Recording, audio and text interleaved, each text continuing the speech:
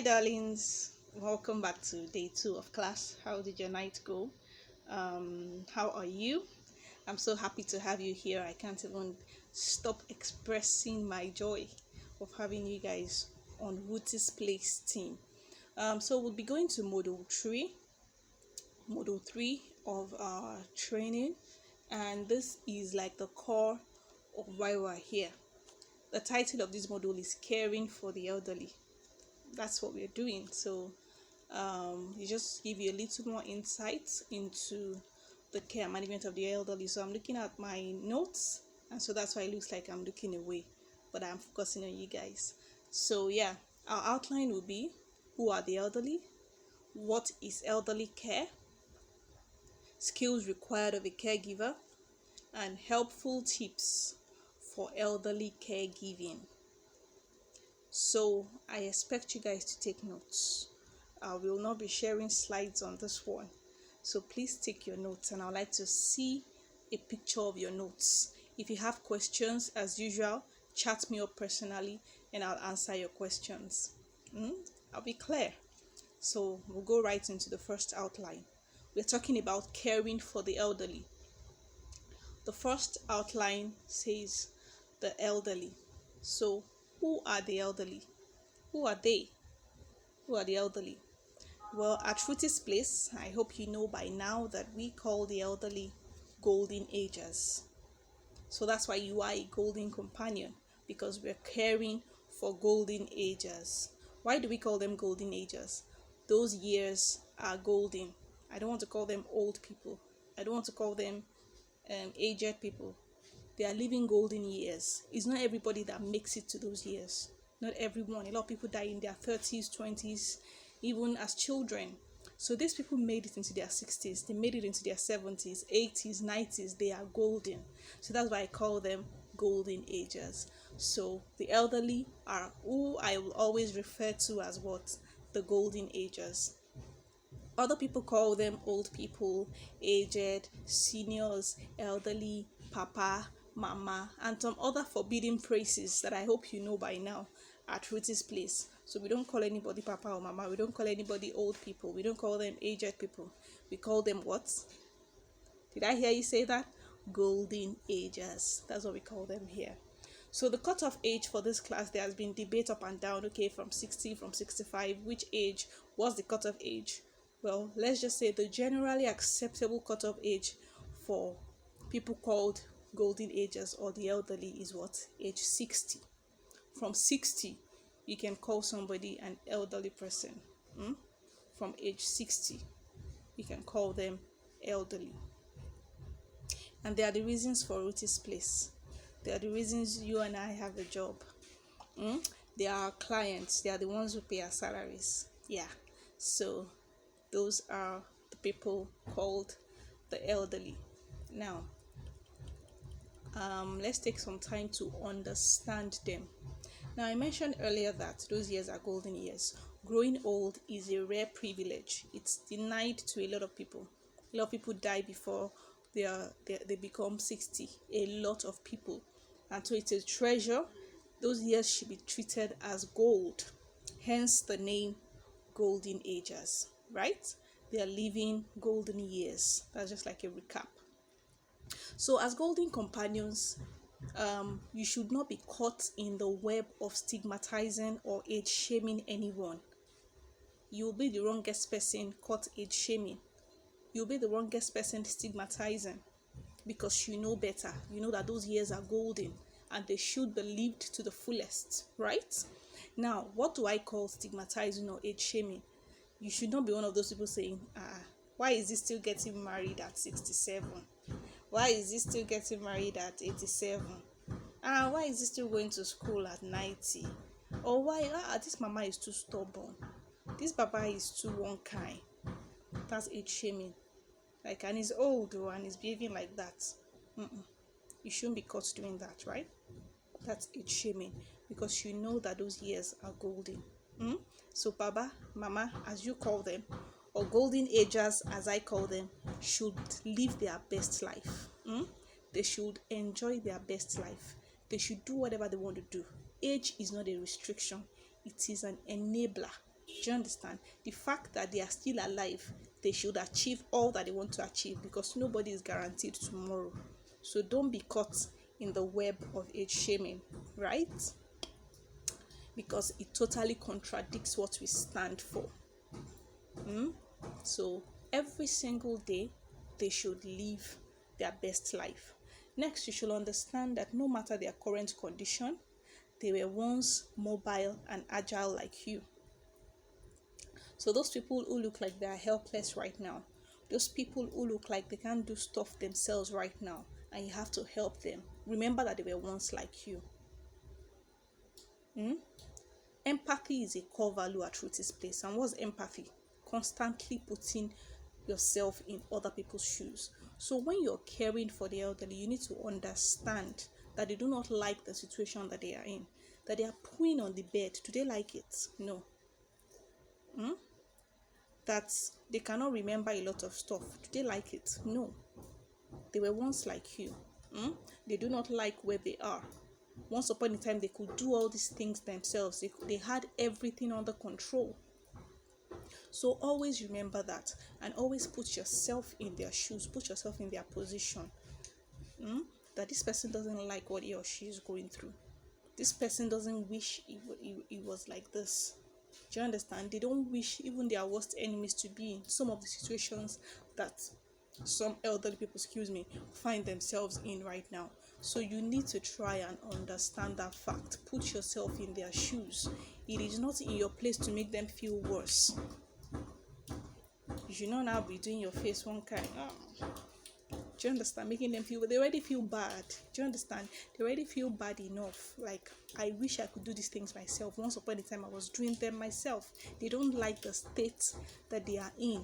So please don't make them feel worse. Do you understand? You are golden companions. You should hold their hands through it. You should support them through it. Don't rub it in their faces.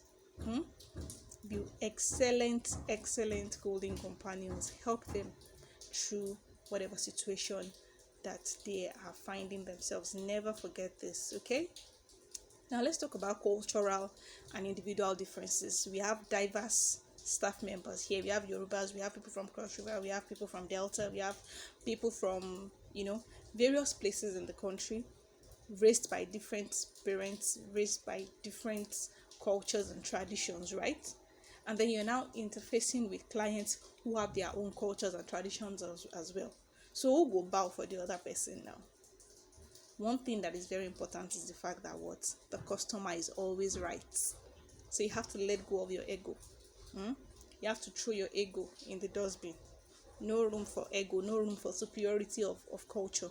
The customer is right in this case. So their culture, their traditions, their standards supersedes every other thing. Do you understand? Because they are the customers, they are the clients. Right. So you were brought up in a certain way. All that has to give way for our clients. They are older people and they have to be treated as such. You have to respect them, and you have to respect them in their own terms. Did you hear that part? You have to respect them in their own terms. If it's an older person that is Yoruba that you have to bow to greet, please go ahead and do that. It's not now you want to come and start changing their culture for them. It's not now that you want to come and start changing their expectations for them. No, you even have to make sure you support it. Embrace it, help it. So if they say you should, the person is Yoruba, please, when you get there, bow to greet.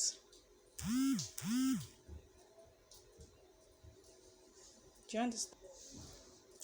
You understand me? Bow to greet. So their own culture, their own traditions take the precedence. I am not saying you should lose your authenticity or lose yourself. However, culture should not stand in the way of excellent delivery of your job, because those are the things that create a perception in them. Those are the things that build the way they perceive you, the way they see you. So don't let culture stand in the way of them perceiving you as the excellent golden companion that you are. Okay?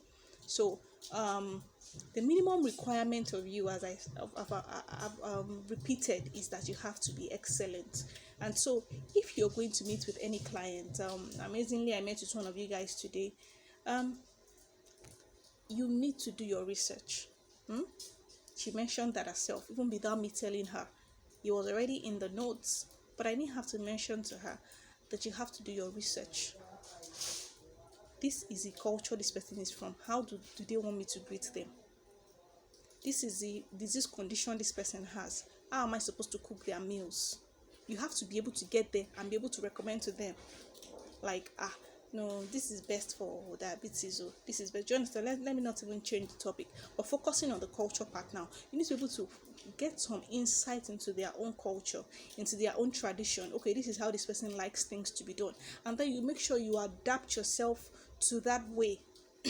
That way they see you, that you're really ready to do things their way. You're really ready to be their companion, be their friends. And these things, this little research is going to help you break the ice. It's help you to be thinking of what conversation to start with them. You already have things to talk about because you've gone to research into their culture. Oh, ma, is it true you guys, is it true that in your culture they do this and do that? And then they will, other people like to talk. Some of them like to talk, and then they begin to break down. Oh yes, we do that. It all started from this and that and that and that. Do you understand? And then you guys begin to strike a conversation. You've broken the ice. You win their hearts. They see that you're interested in what they are interested in. You're interested and concerned about their culture, their traditions, the way they do their own things, and you're asking them questions. You win their hearts. You understand them better, and you are able to do things their own way. Finally, I'd like to emphasize under understanding the elderly, the fact that do not put everybody in one bucket. Don't say, old people are like this. Besides, you won't be calling them old people. They are all like that. Yoruba people are like this. Igbo people are like that. Remember, we don't discriminate here, right? So don't put everybody in one basket. Even identical twins that were raised by the same parents are different, right? So not everybody behaves the same way. So don't put everybody in one basket. Don't go with a mindset that, okay, I'm going to work with a Yoruba person, this is how they are. Or I'm going to work for an older person, this is how they behave. No. Seek to understand each person and relate with them individually. Do you get that point? Seek to understand each person and relate with them individually. Don't put everybody in the same basket. Relate with each person individually. Now, I said ask questions. I said try to understand their interests with a caution. Don't become a poknosa. That's the caution. Don't become a poknosa. You should be able to, use initiative to know when to talk and when to be silent, to know when to ask and when not to ask. I know that I recruited excellent people. I did not recruit anyhow people. And so I know you'll be able to know when to ask questions, when to talk, and when not to talk. And then you don't begin to look like somebody who is a parrot or somebody who wants to just, poke nose and, put your mouth in things that are not your business. We need to be able to strike that balance. Now, let's go into the second part of the outline. What is elderly care? Now, we've tried to understand the elderly. Now, what is it caring for them? What is it all about? Well, at Ruthie's Place, I've defined elderly care as what? Care for golden agers with golden agers. Care for golden agers with golden agers. So we are caring for them on their own terms. We are caring for them with their inputs. We are caring for them, working with them, asking them what they want. We're not just forcing care on them. We're caring for the golden agers with the golden agers. That's my definition of elderly care. But let's go to other definitions now. Elderly care is the fulfillment of special needs and requirements that are unique to senior citizens. Fulfillment of special needs and requirements unique to senior citizens. That's what elderly care is all about. So it encompasses in-home care, support services, care in nursing homes, day centers, all forms of care that you provide for the elderly people that is unique to them.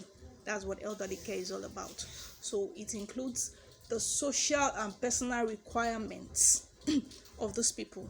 So they have social needs, they have physical needs. they have emotional needs. Meeting all these needs is what we call elderly care. And it can also include helping them with their daily activities. You understand? Helping them with their daily activities. They have chores in the house they need help with.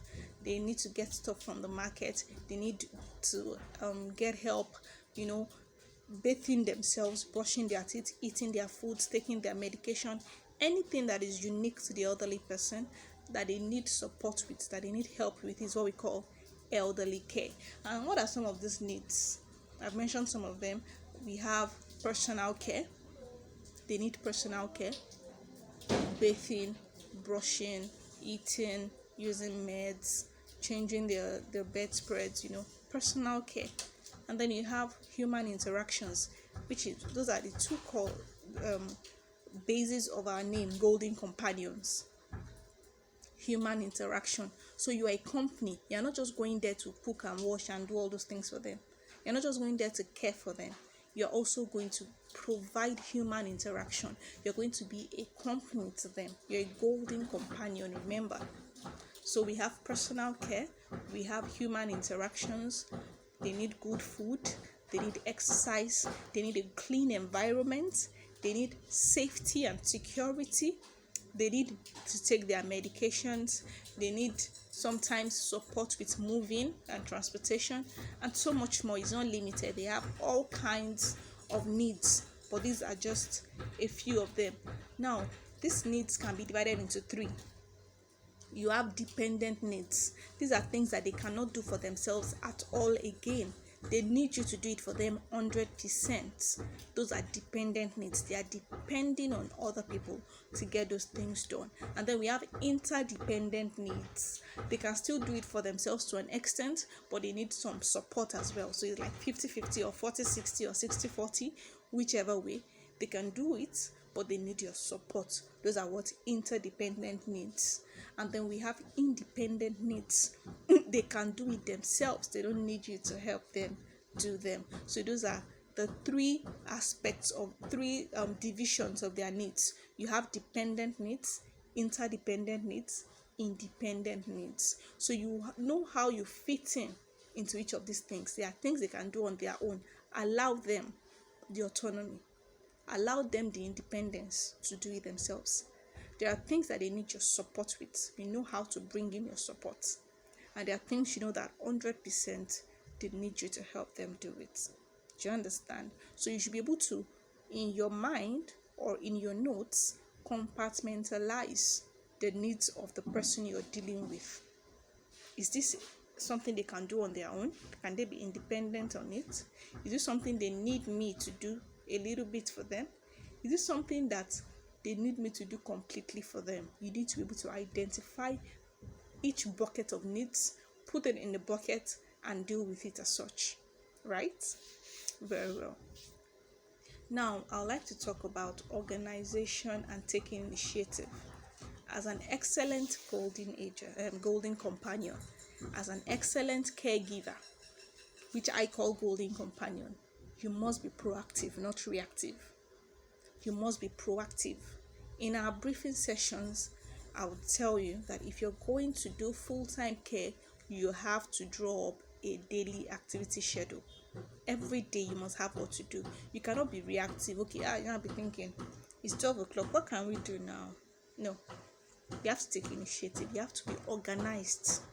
Organization is very important. It's going to help you to be excellent. It's going to help you to be top-notch at what you're doing. So everything we'll be talking about in this training is not just for talking sake.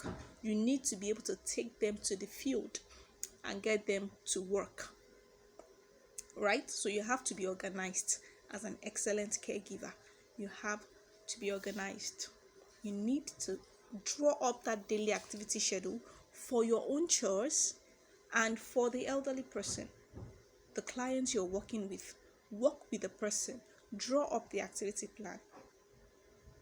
When you get a copy of my book, read it. It will give you more understanding into how you will draw up that activity plan. But it is a must do. If you're providing full-time care, within day 3 of your resumption, I need to see your activity plan, your activity schedule for yourself and for the elderly person. So the activity schedule of the elderly person supersedes your own. Your own should be coined around the elderly person's own, because you're there for them anyways. Now, that's that about organization. You have to be organized and you have to be proactive. Think ahead. You cannot be reactive, excuse me, to be an excellent golden ager. Now, let's talk about documentation. Documentation is very important. With your kids, you're getting a book and a pen, because I need to see every single thing you do. If you do not write it, you did not do it. If you did not document it, you did not do it. You need to be very meticulous with your writing. Everything you do, write. I believe you will not tell lies to go and write what you did not do. But everything you do, make sure you write it down. Create a habit of filling in your time book. Do you understand? Create a habit of doing that. And you are also expected to collaborate with the client in doing this. After you write out what you've done, they need to be able to sign at the end of it that yes, you truly did those things. At Rooties Place, we provide care to the golden agers with the golden agers. I mentioned that before. So there is a handshake. You're working together. You're not doing stuff behind their back. You're following their lead. We are working with them as a team. We are trying to make their lives more fun and fulfilling. So it's a teamwork, handshake. So everything you do must be duly documented. I'll be moving to the third and fourth part of caring for the elderly. I hope you're able to learn a few things from this. I'll just take a pause and then you can continue in the other video. So you can take a tea break, go and get some water, take a drink, eat some snacks with me. I'll see you soon.